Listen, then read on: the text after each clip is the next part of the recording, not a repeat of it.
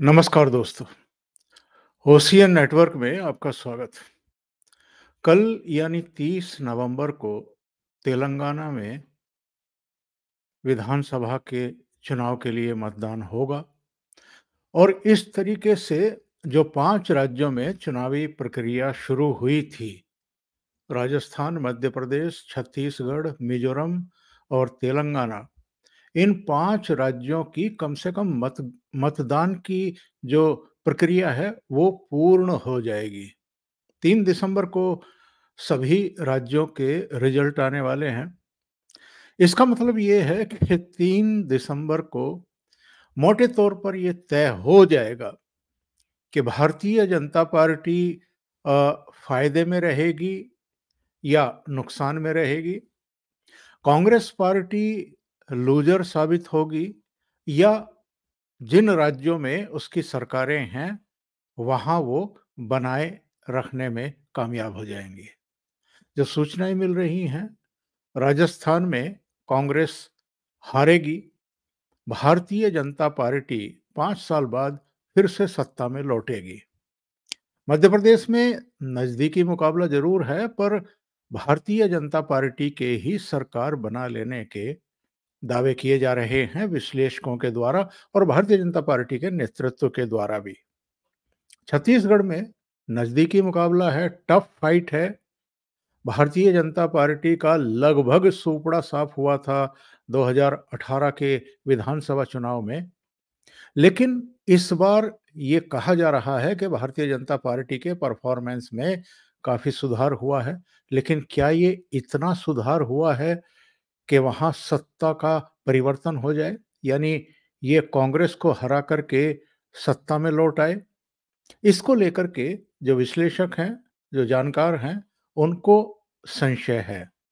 उनका कहना है कि एक इतिहास भी रच सकती है कांग्रेस पार्टी दोबारा निरंतरता में सरकार बना करके, क्योंकि पिछले करीब 15-20 सालों में किसी राज्य में कांग्रेस रिपीट नहीं हुई है।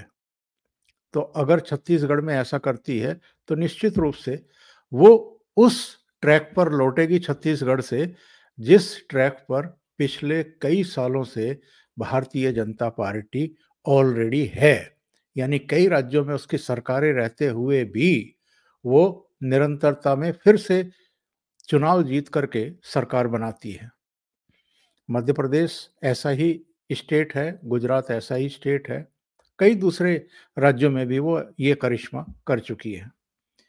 अब ज़रा बात कर लें कि इन 5 राज्यों के चुनाव परिणामों के बाद देश की राजनीति में क्या होने वाला है? इसके संदेश और संकेत क्या जाने वाले हैं? और चूँकि 2024 का लोकसभा चुनाव भी अब बिल्कुल दूर नहीं रह गया है। हम नवंबर के आखिर में पहुंच गए हैं। 3 दिसंबर को यानी अगले महीने, अब से 4 दिन बाद रिजल्ट आने वाले हैं इन 5 राज्यों के और दिसंबर में तो ये रिजल्ट आने के बाद 2024 के लोकसभा चुनाव के लिए एक तरीके से चुनावी दुंदुभी ही बज चुकी होगी। क्योंकि अप्रैल में और मई के पहले पखवाड़े में मतदान होता है लोकसभा चुनाव के लिए और मई में ही 20 तारीख के बाद नतीजे आ जाते हैं। 30 मई तक नई सरकार का गठन हो जाता है। 2014 में नरेंद्र मोदी ने पहली बार प्रधानमंत्री पद के रूप में जब शपथ ग्रहण की थी, तो वो तारीख थी 26 मई। 2019 में उन्होंने 30 मई को शपथ ग्रहण की थी। तो इसी के आसपास इस बार भी नई सरकार का प्रधानमंत्री शपथ ग्रहण करेगा और जिस तरह की सूचनाएं हैं, जिस तरह का देश में माहौल है और चूंकि एक विखंडन दिखाई दे रहा है विपक्षी दलों के बीच में और कोई एक ऐसा नेतृत्व या नेता देश में अभी भी नहीं उभर सका है कि जो नरेंद्र मोदी के नेतृत्व को चुनौती दे सके। तो इसलिए इस बात की संभावनाएं अधिक हैं कि तीसरी बार निरंतरता में नरेंद्र मोदी इस देश के प्रधानमंत्री बन सकते हैं। अब क्या होगा ये तो जब अप्रैल में और मई में इस देश के मतदाता अपने मताधिकार का प्रयोग करेंगे और जनादेश देंगे, तो जब नतीजे सामने आएँगे तभी खुलेगा।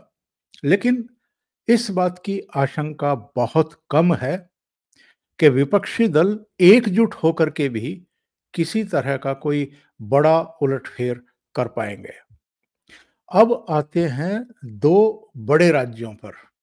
लोकसभा सीटों के नज़रिए से अगर हम बात करें, तो उत्तर प्रदेश में 80 लोकसभा सीटें हैं और दूसरा स्टेट जो 80 के बाद दूसरे नंबर पर आता है सीटों के लिहाज से, वो है महाराष्ट्र, जहां 48 सीटें हैं।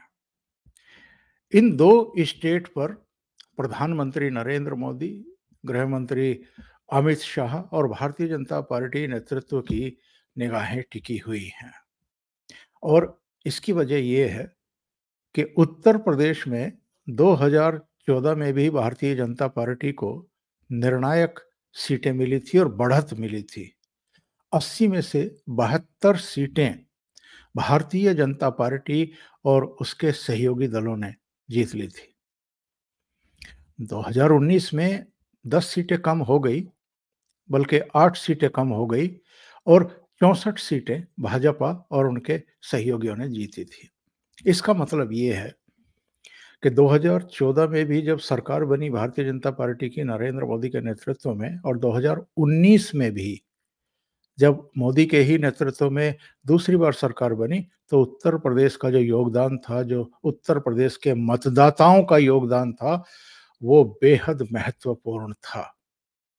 जो दूसरा स्टेट है, यानी महाराष्ट्र, अगर उसकी बात करें और वापस फिर उत्तर प्रदेश पर लौटेंगे, तो महाराष्ट्र में पिछली बार भारतीय जनता पार्टी और शिवसेना, तब शिवसेना एकजुट थी, उद्धव ठाकरे नेतृत्व कर रहे थे, तब दोनों दलों के बीच में जो गठबंधन था उसके तहत भारतीय जनता पार्टी ने 25 सीटों पर चुनाव लड़ा था और शिवसेना ने 23 सीटों पर चुनाव लड़ा था। 23 में से शिवसेना जीती थी 18 सीटें और भारतीय जनता पार्टी 25 में से जीती थी 23 सीटें। इस बार बड़ा भारी राजनीतिक उलटफेर वहां हो चुका है। वैसे तो 2019 के लोकसभा चुनाव के तुरंत बाद जब विधानसभा चुनाव हुए थे, तो लोकसभा में भी भाजपा और शिवसेना गठबंधन को अधिकांश सीटें मिल गई थी और विधानसभा में भी देवेंद्र फडणवीस के नेतृत्व में जो गठबंधन ने चुनाव लड़ा था, उसमें स्पष्ट जनादेश दोनों पार्टियों को मिल गया था, 161 सीटें मिल गई थी। लेकिन उद्धव ठाकरे ने भारतीय जनता पार्टी को डिच किया, कांग्रेस और एनसीपी के साथ मिलकर के सरकार गठित कर ली, विकास आघाड़ी उसका नाम रख दिया और वो करीब 2.5 साल भारत भारत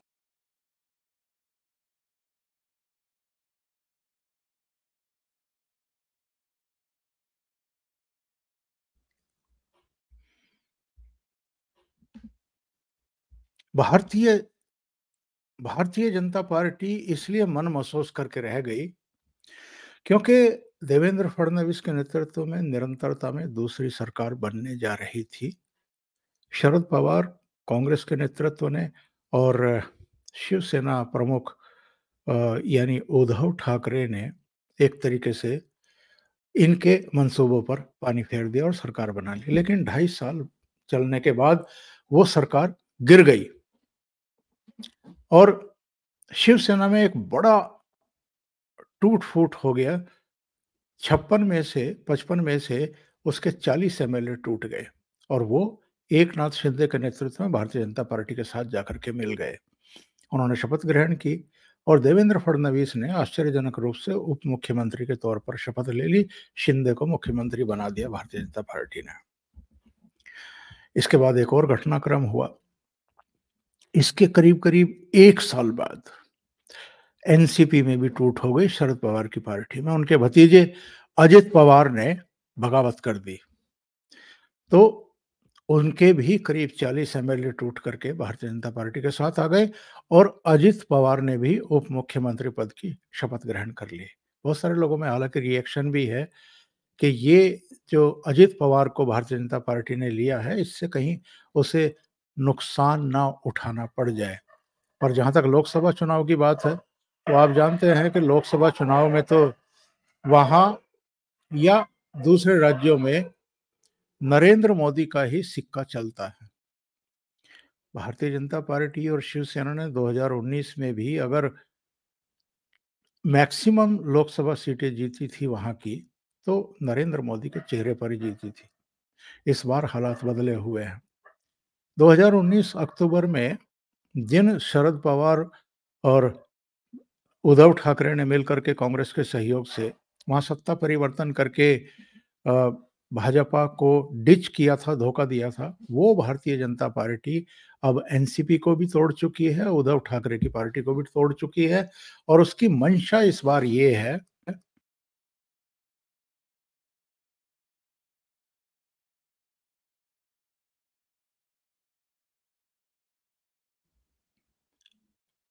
अब भाजपा की योजना ये है कि जो धड़े एनसीपी और शिवसेना के टूट करके आए हैं, उनके सहयोग से वो 48 में से अधिकांश सीटें जीत ले और उद्धव ठाकरे और कांग्रेस समेत शरद पवार को एकदम किनारे लगा दे। वैसे भी कांग्रेस कोई बड़ी ताकत अब लोकसभा चुनाव की दृष्टि से देखें तो महाराष्ट्र में बची नहीं है। 2019 के लोकसभा चुनाव में भी भारतीय कांग्रेस पार्टी को केवल एक सीट मिली थी, चंद्रपुर वाली, और एनसीपी को केवल 4 सीटें मिली थी।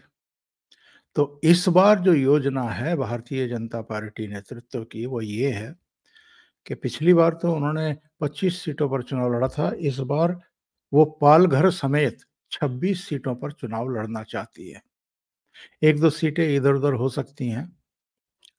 जो सीटें 2019 में भारतीय जनता पार्टी ने नहीं लड़ी थी, वो भाजपा लड़ सकती है। जो शिवसेना ने लड़ी थी, वो शिंदे गुट लड़ सकता है, यानी जो सीटें उन्होंने नहीं लड़ी थी और दावे बनते हैं उन पर। और जो 26 के बाद 22 सीटें बचती हैं, तो बीजेपी नेतृत्व का कहना ये है, उसके सूत्रों का ये कहना है कि जो एनसीपी है यानी अजित पवार गुट है, उसको, और जो उद्धव ठाकरे शिंदे गुट है यानी शिवसेना शिंदे गुट है, उसको कम से कम वो सीटें जरूर दी जाएं जहां से जीतने वाले एमपी जब टूट-फूट हुई थी तो शिंदे के साथ आ गए थे।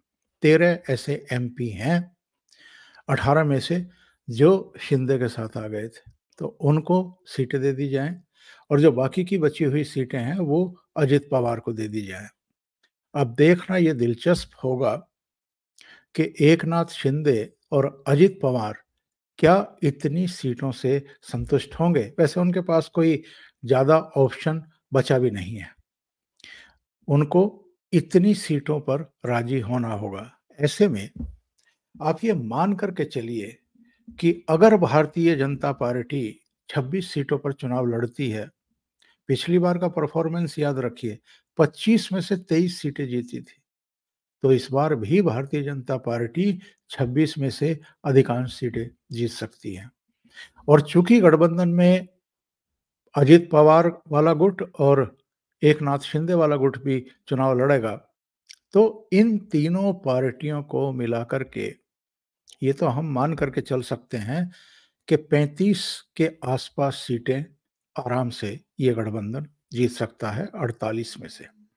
अब 35 सीटें अगर महाराष्ट्र में ये गठबंधन जीत लेता है और जैसी कि संभावना व्यक्त की जा रही है उत्तर प्रदेश के मामले में, वहाँ भी भारतीय जनता पार्टी और उसके सहयोगी अनुप्रिया पटेल की पार्टी, ये सब मिल कर के 70 से ज़्यादा सीटें जीत लेती हैं।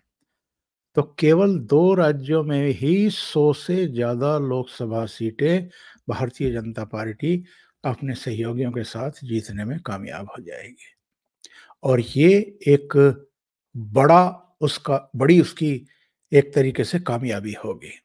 तो देखते हैं, चर्चाएँ तो यही हैं कि भारतीय जनता पार्टी महाराष्ट्र में कम से कम 26 सीटों पर लड़ने की तैयारी कर रही है।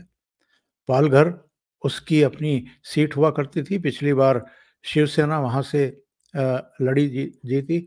इस बार भारतीय जनता पार्टी उस सीट पर भी चुनाव लड़ने की तैयारी कर रही है। अभी के लिए इतना ही। बहुत-बहुत धन्यवाद। अगर आपको ये चैनल और इसके कंटेंट पसंद आ रहे हैं, तो लाइक करें, कमेंट करें, वीडियो को शेयर भी करें। अभी तक अगर आपने ये चैनल सब्सक्राइब नहीं किया है, तो सब्सक्राइब कर लें और साथ में लगे बेल आइकॉन को दबा दें, ताकि आगे आने वाले वीडियो और उनके नोटिफ़िकेशन आप तक पहुँचते रहें। बहुत-बहुत धन्यवाद। नमस्कार।